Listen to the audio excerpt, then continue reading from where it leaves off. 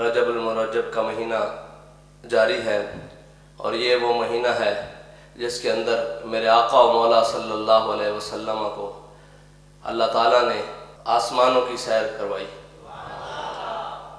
اور میرے آقا و مولا صلی اللہ علیہ وسلم جب اس سیر کو چلے تو پہلا آسمان جب آیا تو آگے دیکھا کہ فرشتے استقبال کے لیے کھڑے ہوئے ہیں اور انبیاء استقبال کے لیے کھڑے ہوئے ہیں۔ سوال یہ پیدا ہوتا ہے کہ کیا فرشتوں کی رفتار میرے آقا و مولا سے زیادہ تھی کہ وہ پہلے وہاں پہنچے ہوئے تھے؟ نہیں، ان کی رفتار زیادہ نہیں تھی، بلکہ وہ استقبال کے لیے پہلے میرے اللہ نے حکم دیا کہ میرا محبوب آ رہا ہے، استقبال کرو۔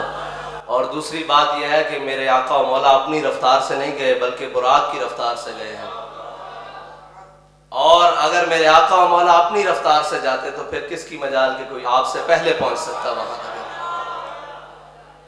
وہ کہا نا کہ جبرائیل امین رہ گئے راہ میں، عرش اعلیٰ پہ پہنچا ہمارا نبی۔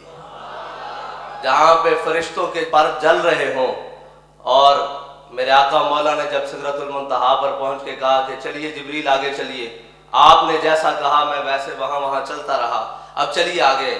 جبریل امی عرض کرنے لگے اگر یکسر موے برتر پرم فروغ تجلا بسوزت پرم، میں اگر جبریل اب ایک بال برابر بھی آگے بڑھے تو اللہ کے نور سے جل کر خاک ہو جائے گا۔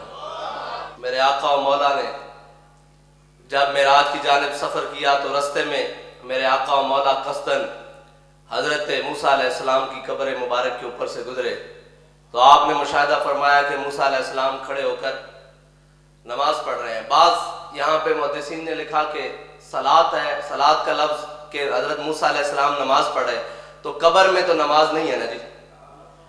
تو پھر مفتی احمد یار خان نعیمی صاحب نے لکھا کہ حضرت موسیٰ علیہ السلام نماز نہیں پڑھ رہے بلکہ قرآن میں ان اللہ و ملائکتہ یصلون علی النبی، یصلون سے معنی مراد یہ بھی ہے کہ وہ میرے آقا و مولا صلی اللہ علیہ وسلم پر کھڑے ہو کر درود السلام پڑھ رہے ہیں۔ میرے آقا و مولا جب عرش اولا کی جانب بڑھے تو رستے میں میرے آقا و مولا کو جو مشاہدات کروائے گئے اپنی امت کے بارے میں، میرے آقا و مولا جب آگے بڑھے تو دیکھا کہ کچھ لوگ جن کے پاس ہانڈیوں میں پکا ہوا گوشت ہے اور دوسری جانب اس کے ساتھ بدبودار اور کچا گوشت بھی ہے، تو وہ لوگ ہانڈیوں میں پکا ہوا صاف ستھرا گوشت چھوڑ کر بدبودار گوشت کو کھاتے ہیں، پھر دوبارہ وہ گوشت ہانڈیوں میں آ جاتا ہے، پھر وہی صاف ستھرا گوشت بھی ان کے سامنے ہوتا ہے، اور پھر وہ بدبودار گوشت کی طرف بڑھتے ہیں اور وہ کھانا شروع کر دیتے ہیں۔ میرے آقا مولا نے فرمایا جبریل امین یہ کون لوگ ہیں؟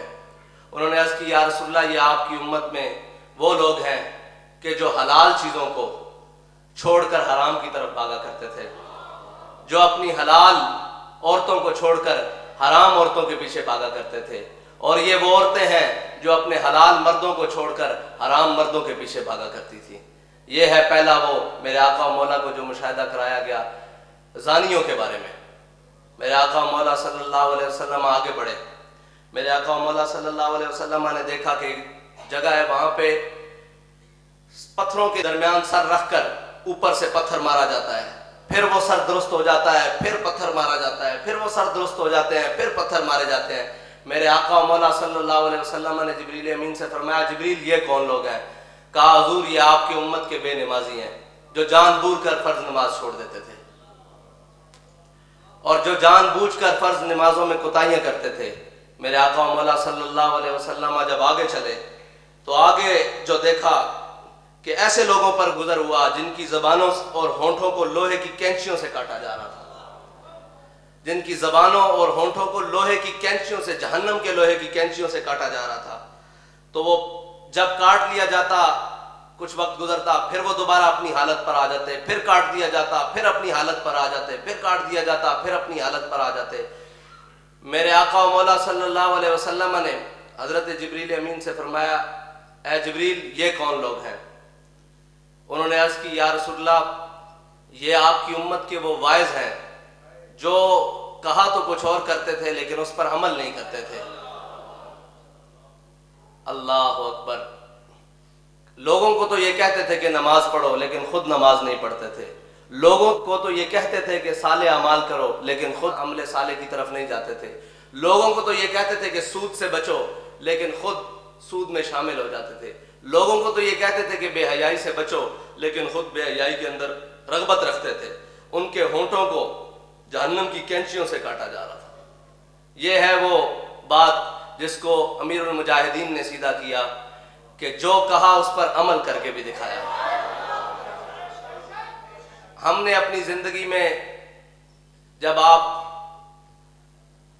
حادثے کے بعد بستر پر آئے تو ہم نے اپنی زندگی میں یہ نہیں دیکھا کہ کبھی آپ جان بوجھ کر آپ نے کوئی فرض نماز سے کوتاہی کی ہو. جیسی بھی حالت آئی، سفر ہو، حضر ہو، مشکلات ہوں، جیلیں ہوں، پانی ہو نہ ہو، سردی ہو، گرمی ہو، آپ نے نماز نہیں چھوڑی.